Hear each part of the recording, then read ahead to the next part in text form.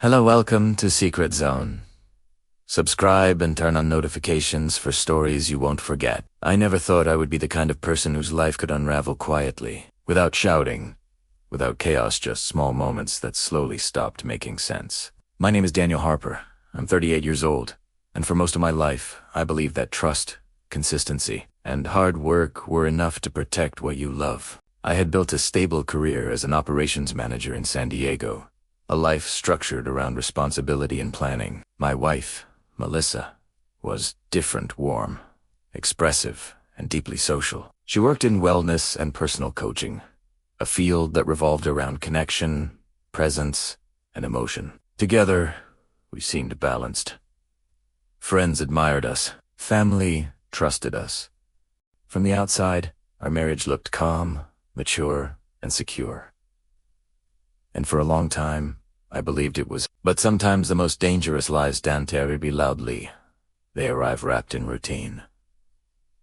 Slowly, Melissa's schedule became unpredictable. Afternoon sessions stretched longer. Her phone was always close, always face down. She smiled often, but her attention drifted. I told myself it was stress, ambition, or personal growth. Love makes excuses before it asks questions. Then one evening, without warning, everything shifted. We were hosting a small gathering at our home in Mission Valley, and as conversation filled the room, I stepped away to finish some work upstairs. That's when I heard my name spoken casually, followed by laughter that didn't sound innocent. Somane Sai Danielle doesn't notice these things. And another voice replied, "That's because he trusts her." Those words settled into me like a weight. They didn't accuse, but they suggested. And suggestion is sometimes more powerful than proof. That night, lying next to the woman I had built my life with, I stared at the ceiling and felt something not anger, not fear, but awareness. I began replaying the past months with new eyes, noticing patterns I had ignored, explanations I had accepted too. As someone trained to solve operational problems, I realized I had avoided confronting the most important one of all, my own reality. I didn't want to be suspicious. I didn't want to destroy something based on fear. But I also knew that truth doesn't disappear just because you're uncomfortable facing it. In that quiet moment, I made a decision that would change everything. I wasn't going to confront her blindly. I wasn't going to explode or accuse. I was going to observe, verify, and uncover the truths no matter how painful it turned out to be. Because living with unanswered questions had become more unbearable than the possibility of losing everything I thought I had. Daniel Harper had always trusted structure. At 38, he was a senior operations manager for a logistics firm based in San Diego, a city that never seemed to slow down, much like his life.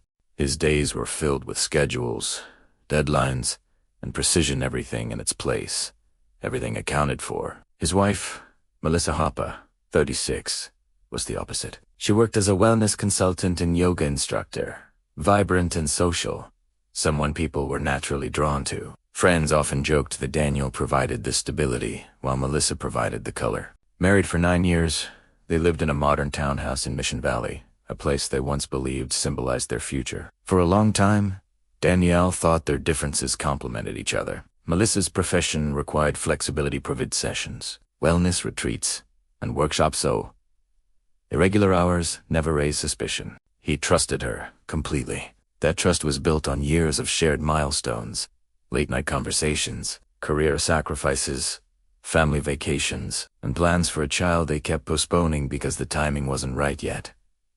But subtle changes crept in quietly. Melissa became more guarded with her phone, angling the screen away when texting. She started attending advanced training sessions twice a week, always in the afternoon. Her gym visits increased, yet she seemed emotionally distant at home, less talkative, less present.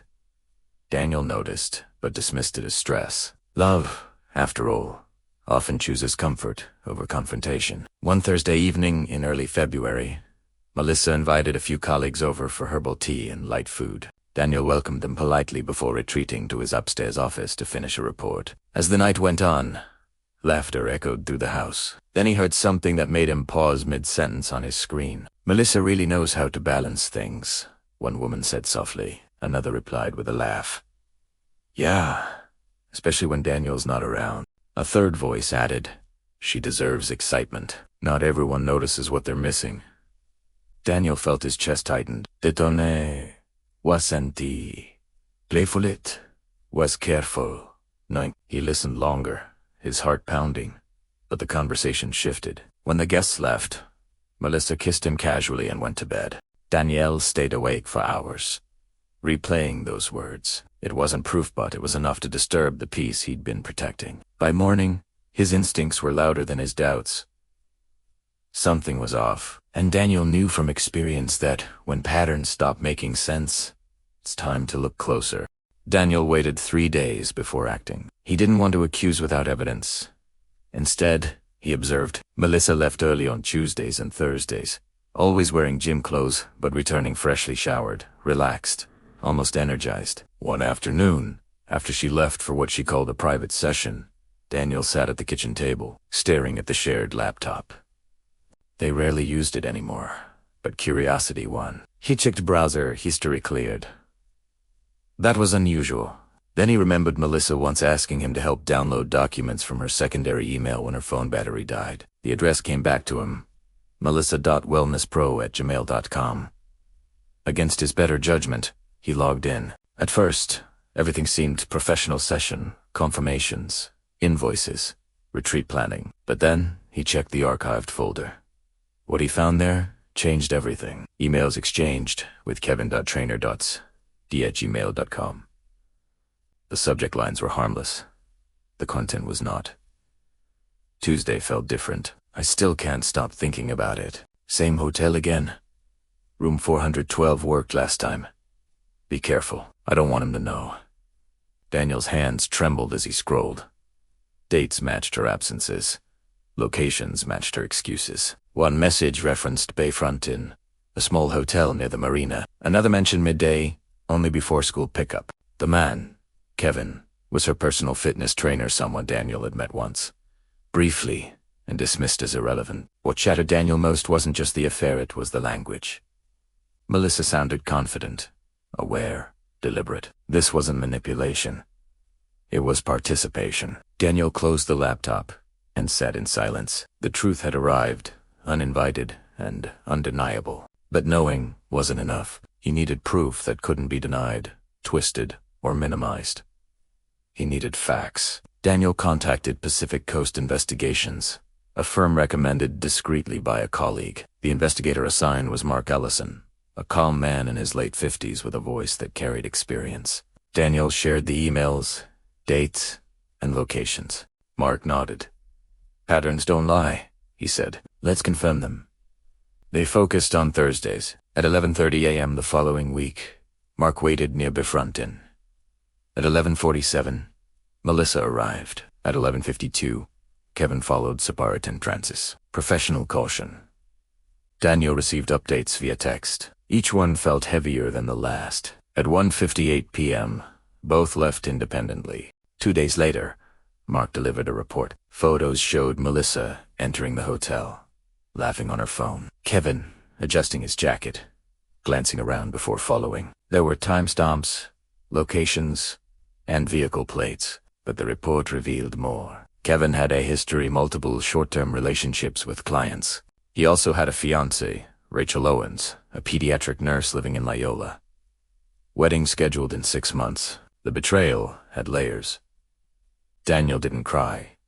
He didn't shout. Something inside him hardened it into anger, but clarity. This wasn't a mistake. It was a choice. Daniel spent days preparing, not emotionally, but strategically. He consulted a lawyer quietly, secured copies of financial records, and documented every detail. He also reached out to Rachel, sending a neutral message requesting a conversation. Se agreed. When Daniel showed her the evidence, Rachel's hands shook. Tears followed. But she thanked him. I'd rather know now, she said. They agreed to confront their partners separately, but on the same day. Daniel rehearsed his words not to wound, but to end illusions. He removed emotion from the equation. What mattered was truth, boundaries, and consequence. The night before, Melissa talked about a future retreat project. Daniel listened calmly, already knowing that future no longer included him. The confrontation happened on a Sunday evening. Daniel laid the photos, emails, and investigator report on the dining table. Melissa's face drained of color. She denied, then minimized, then cried. Daniel said nothing until she finished. Tanny spoke, not loudly, not angrily, but clearly. He explained what he knew, how long he'd known, and what would happen next. There was no debate. The marriage was over. At the same time, Rachel confronted Kevin. Engagement canceled, professional reputation damaged. Consequences finally arrived. Months later, Daniel moved to a smaller apartment overlooking Balboa Park. Life was quieter, simpler. Therapy helped. Distance healed. He learned that love without honesty is just performance. He didn't rush into anything new. He rebuilt himself first. And in that rebuilding, Daniel discovered something powerful. Losing a lie can sometimes be the first step toward finding peace. In the weeks that followed the confrontation, Daniel Harper learned something few people are ever prepared for. The silence after betrayal can be louder than the betrayal itself. The house in Mission Valley, once filled with shared routines and familiar sounds, felt hollow. Every room carried memories that no longer belonged to the present. Daniel moved out quietly, not in anger, but in acceptance. He understood that staying would only keep him anchored to a version of life that no longer existed. What hurt most wasn't just Melissa's choices, but the realization that the future he had been planning had been rewritten without his consent. At first, Daniel blamed himself. He replayed every conversation, every compromise, every moment he had chosen trust over doubt. But healing doesn't begin with self-punishment. It begins with honesty. Through therapy and long evening walks near Balboa Park, he started to understand a difficult truth. Loyalty does not fail, because it isn't enough. It fails when it is taken for granted. Melissa hadn't been confused or trapped. She had made repeated decisions to protect secrecy rather than integrity. And while that reality was painful, it was also freeing. Daniel stopped asking why it happened and started focusing on what came next. The legal process was calm, almost clinical. Assets were divided, documents signed, and a marriage reduced to paperwork. Melissa attempted to reconnect emotionally, sending long messages filled with regret and justification. But Daniel didn't respond, not out of cruelty, but out of clarity. He knew that closure doesn't come from explanations, it comes from boundaries. Forgiveness, he realized, is not reconciliation. You can forgive someone and still choose distance. That understanding became one of the most valuable lessons of his life. Meanwhile, the ripple effects of the truth continued. Kevin's engagement ended quietly, but publicly. His professional reputation within the wellness community suffered, and clients slowly drifted away. Rachel moved forward with dignity, choosing self-respect over denial. Daniel didn't celebrate these outcomes. He didn't feel victorious. What he felt was calm. Consequences had arrived naturally, without revenge, without destruction. Truth had done what it always does, it revealed character and demanded accountability. As months passed, Daniel settled into a smaller apartment overlooking a tree-lined street. Life became simpler. Mornings were quieter. Evenings were his again. He returned to reading, fitness, and hobbies he had neglected for years. He reconnected with friends he hadn't spoken to in a long time. Slowly, the heaviness lifted. Not all at once, not dramatically but steadily, like a tide pulling back after a storm. Daniel learned to trust himself again. That was the hardest part. Betrayal doesn't just break faith in another person, it damages confidence in your own judgment. But with time, he realized that ignoring red flags doesn't make you foolish, it makes you human. Love often asks us to believe the best in people.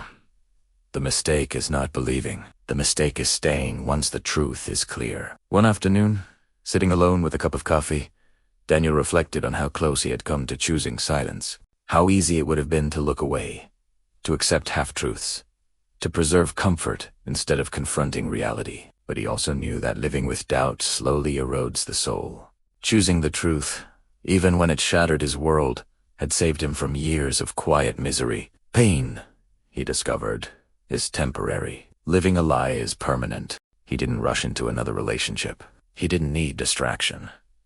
What he needed was peace, and peace came from rebuilding his life on honesty, starting with himself. When love eventually returned, It would be slower, deeper, and grounded in transparency. No secrets, no hidden lives, no excuses. Daniel's story isn't about revenge. It isn't about winning or losing. It's about awakening. About recognizing that sometimes the most powerful response to betrayal isn't anger, it's self-respect. Walking away doesn't mean you failed. Sometimes it means you finally chose yourself. And maybe that is the hardest truth of all. Not everyone who walks into your life is meant to stay. Some people are lessons, not lifetimes. Their role is not to love you forever, but to teach you what love should never require: silence, sacrifice of dignity, or acceptance of deception. If you're watching this and find pieces of yourself in Daniel's journey, remember, your intuition is not your enemy. Your questions are not weakness. And the truth, no matter how painful, is always better than living in the dark.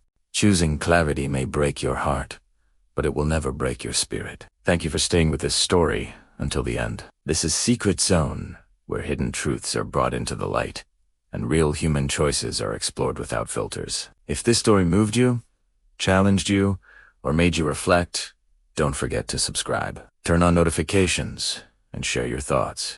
More stories are coming, stories about love, trust, betrayal, and the courage it takes to face reality when everything is on the line.